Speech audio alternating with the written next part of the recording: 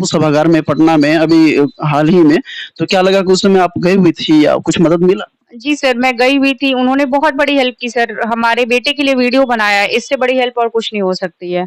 उन्होंने अयांश के लिए वीडियो बनाया, अपील किया, बोला भी कि मैं पर्सनल हेल्प भी करूँगा। तो सर ये बहुत बड़ी, मैं तो मनीष जी से इवन हाथ जोड़कर बोलती हूँ कि भैया आपने ही शुरुआत किया था और कहीं न कहीं इंजेक्शन लगवा कर आप ही जी। एक तो ये सर है, ये आप देख सकते हैं, इसे गैस्ट्रोस्टोमी हो रखा है, ये खाना खिलाने वाली पाइप है सर।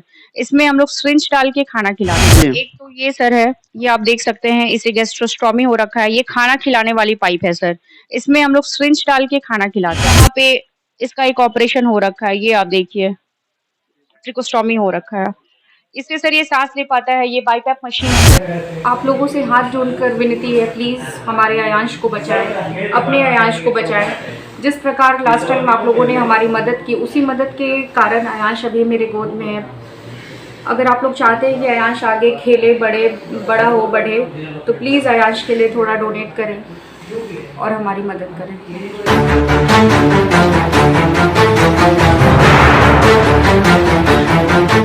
नमस्कार, आप देख रहे हैं हिंदुस्तानी प्लेटफॉर्म न्यूज। दरअसल उस बच्चे के बारे में बातचीत करेंगे आज, जो अयांश नाम का बच्चा है, जिनके माता पिता को भी अभ्यास नहीं था जन्म के 2 महीने बाद, जिनको इसके मम्मी पापा जब हॉस्पिटल में लेकर गए तो पता चला कि एक ऐसी बीमारी, दुर्भाग्यपूर्ण बीमारी है, जो 16 करोड़ की इंजेक्शन के साथ उसको लगाई जाएगी, जिसकी वजह से उसकी जीवन बच सकती है। सबसे पहले धन्यवाद है इनके मम्मी पापा के, जो आज तक इस बच्चे को दुर्भाग्यपूर्ण नहीं मानते हुए आज उस बच्चे को अपने गोद में लेकर के वही लाल प्यार से और वही लाड प्यार से उस बच्चे को लालन पालन कर रहे हैं। सबसे पहले आपको धन्यवाद है चैनल पे।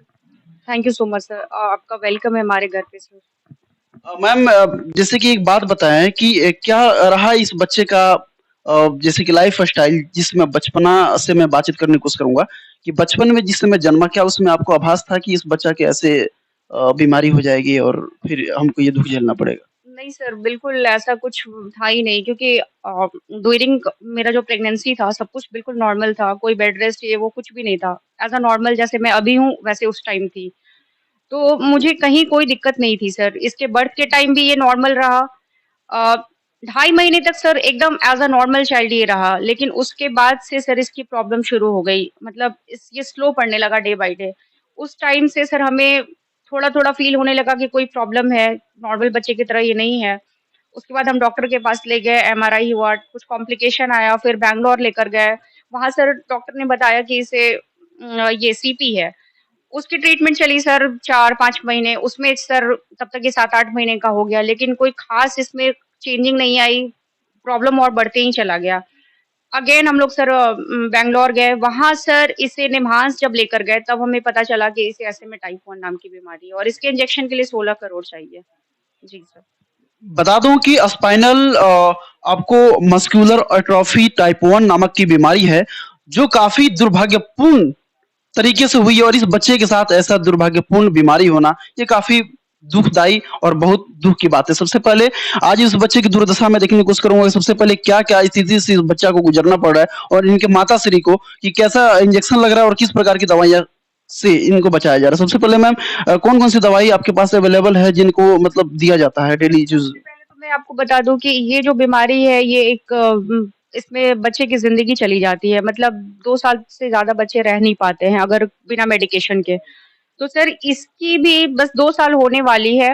इसकी सर कंडीशन बहुत ख़राब हो रही थी, तो हमने पिछले नवंबर में ही सर इसके लिए ये दवा जो आप देख रहे हैं, रिस्टीप्लैम जो दवा है, इस दवा के बलबूते ही अयांश रह पा रहा है, इस मशीन्स के सहारे अयांश जी पा दवा का रेट क्या है मैम? सर हमें करीबन 6 लाख के आस-पास पड़ता है।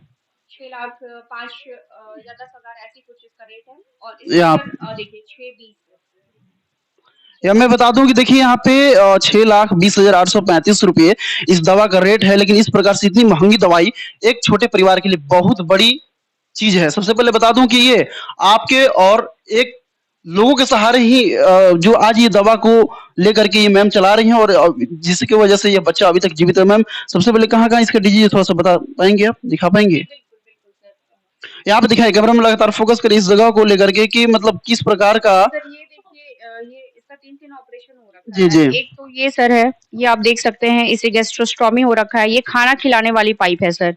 इसमें हम लोग सिरिंज डाल के खाना खिलाते हैं, ठीक है? और ये देखिए यहाँ से यहाँ तक इसका कट हो रखा है। अंदर का जो इसका स्टमक है वो पूरा ऐसे स्टिच किया हुआ है ये पूरा, ठीक है। इसका चेस्ट? चेस्ट सर आप देख लीजिए, देखिए चेस्ट सर, ये सर इसका चेस्ट है। एक आपको खुद पता चल रहा होगा कि ये नॉर्मल चाइल्ड की तरह है या फिर स्पेशल चाइल्ड की तरह है। आप देख लीजिए इसका चेस्ट, ये डे बाय डे सर बिल्कुल एकदम सिकुड़ता जा रहा धंसा जा रहा है। है। जी सर। और तीसरी चीज सर ये आप देखिए कि यहाँ पे इसका एक ऑपरेशन हो रखा है, ये आप देखिए ट्रिकोस्टोमी हो रखा है। इससे सर ये सांस ले पाता है, ये बाईपैप मशीन के सहारे सर। मैं बता दूं कि देखिए इतनी सारी मशीन है जिसकी वजह से ये बच्चा जो है सांस ले पाता है, और ये इसके उपयोग में ही ये सारी देखिए वहाँ पे जितनी भी बोतलें रखी गई है, मतलब ये लग रहा है कि एक हॉस्पिटल बना दिया गया है, क्योंकि इस प्रकार से इसकी दवाइयाँ को यूज करके यहाँ पे बच्चों को पूरी तरीके से बचाने की पूरी कोशिश किया जा रहा है। सबसे पहले मैं उन माताश्री से बातचीत करूंगा इस बच्चे के कि सबसे पहले एक बात बताएं, क्या लग रहा था उस समय, जैसे कि मुझे ये पता चला जैसे खबर पढ़ने के बाद कि 2 माह तक आप लोगों को ज्ञात भी नहीं था कि इस बच्चा का ये बीमारी हुई है। बिल्कुल सर, जब पेन होना शुरू हुआ तो आपको पता चला? सर 2.5 महीने तक बिल्कुल ये नॉर्मल था। उसके बाद सर जब इसका मूवमेंट स्लो पड़ने लगा, मतलब हाथ कम हिलाना, पैर कम हिलाना, स्थिर हो जाना, तो सर हमें डाउट हुआ, मुझे डाउट हुआ कि हाँ इसे कुछ है। उसके बाद मैं इसके फादर से बोली तो सब लोग को लग रहा था कि नहीं ठीक है, नॉर्मल है। लेकिन सर फिर मैं बोली कि नहीं इसका एमआरआई कराते हैं। जब एमआरआई हुआ तो सर कुछ हुआ कि हाँ कुछ कॉम्प्लिकेशन है। तब से तो सर हम बस मतलब आयांश के इलाज में बस चल रहे हैं।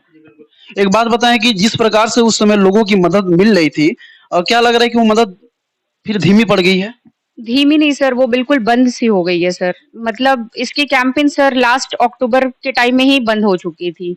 उसके बाद सर इम्पैक्ट गुरु पे हमारी जो फंडिंग है, क्राउड फंडिंग साइट है, उस पे सर चल रही थी। मतलब उसमें भी उतना ज़्यादा कुछ हो नहीं रहा था सर, बस वो चल रही थी। लेकिन बिल्कुल सर कुछ महज़ पत्रकार के कारण हमारी कैंपेन एकदम बंद हो गई। ये कहकर उसने बर्बाद कर दिया इस कैंपेन को कि इसे ऐसे में टाइप 1 नाम की बीमारी नहीं है।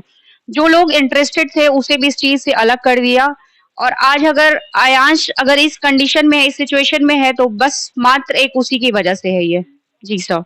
मैम ये बता दूं कि देखिए सबसे पहले मैं हाथ जोड़ करके सारे पत्रकारों से और जितने भी बुद्धिजीवी लोग हैं और जितने भी बढ़ चढ़ करके हिस्सा लेने वाले हैं, मैं उनसे अपील करता हूं कि आयांश को फिर उसी उम्मीद की जरूरत है जिसकी वजह से आज तक आयांश जीवित है, और आप ही के छोटे छोटे मदद से 7 करोड़ रुपीस जमा हुआ था। सबसे पहले मैं बता दूं कि जिस प्रकार से उस समय मदद मिल रही थी, क्या अगर लग रहा है कि उसी प्रकार से फिर मदद मिलना शुरू हो जाए तो आयांश की पूरी लाइफ बच सकती है?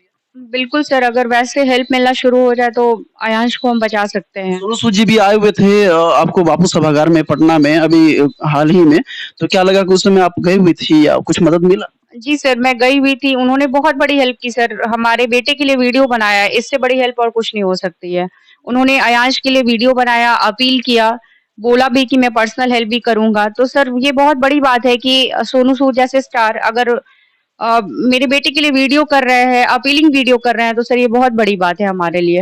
मैम बहुत बहुत धन्यवाद। एक बात बताएं कि मनीष कश्यप जी जिससे बढ़ चढ़ करके उस समय आए और मदद आयांश के सुनने में आता है काफी मदद भी किए, तो क्या लग रहा है कि मनीष जी को फिर ये दोबारा आना चाहिए और इस चीज के लिए गुहार लगाना चाहिए? बिल्कुल आना चाहिए सर। मैं तो मनीष जी से इवन हाथ जोड़कर बोलती हूँ कि भैया आपने ही शुरुआत किया था और कहीं न कहीं इंजेक्शन लगवा कर आप ही एंड करिए इस चीज़ को। वो थोड़े बहुत नाराज़ हैं क्योंकि हम लोगों की वजह से, उस मीडिया वालों की वजह से जो भी है, उस मीडिया वालों की वजह से उनकी भी नाम खराब हो गई। तो कहीं न कहीं उनकी नाराज़गी जायज़ है, मैं इस चीज़ को मानती हूँ। लेकिन सर हमारे पास उस टाइम कुछ नहीं बचा था। मैं अकेली थी, मैं अयांश को लेकर इधर-उधर भटक रही थी। तो मेरे दिमाग में सर जो इंस्टेंट आ रहा था अयांश के लिए मैं कर रही थी। तो मनीष जी की जो भी प्रॉब्लम है वो जायज़ है सर। और जहाँ तक उनके ऊपर जो अफ़वाह उड़ती है कि उन्होंने पैसे लिए ये वो, सर मैंने 1 रुपए किसी को भी नहीं दिए, किसी को भी नहीं दिए। इवन आप आए हो तो क्या मैंने आपको पैसे दे रखे? बिल्कुल नहीं दिया। इवन कि आपके ही पैसे लगे होंगे यहाँ पहुँचने में। तो सर मैंने किसी को 1 रुपए भी नहीं दिए हैं, आज तक मैंने किसी को नहीं दिए हैं। तो ये सारी चीज़ें गलत हैं। मैं कितनी बार ये चीज़ें वीडियो पर क्लियर कर चुकी हूँ कि नहीं मैंने किसी को 1 रुपए नहीं दिए हैं। आयांश जो है, आयांश अपनी जिंदगी को जीना चाहता है और आप सभी से अपील करना चाहता है कि फिर उसी प्रकार से मदद आप सभी को मिलनी चाहिए कि आयांश बच्चा अपनी जिंदगी को गुजार सके। इस प्रकार से बता दूं कि ये जो रूम है, ये रूम नहीं, इस प्रकार से एक हॉस्पिटल बन चुका है। यही जीत की पूरी उम्मीद है आप सभी से कि फिर एक बार वही हर्ष और उल्लास और वही मोटिवेशन के साथ आप लोग खड़े होइए, क्योंकि आयांश अपनी जिंदगी जीना चाहता है और हम सभी का एक क्या है, एक संघर्ष करना है और आयांश की फिर जिंदगी को दिलाना है।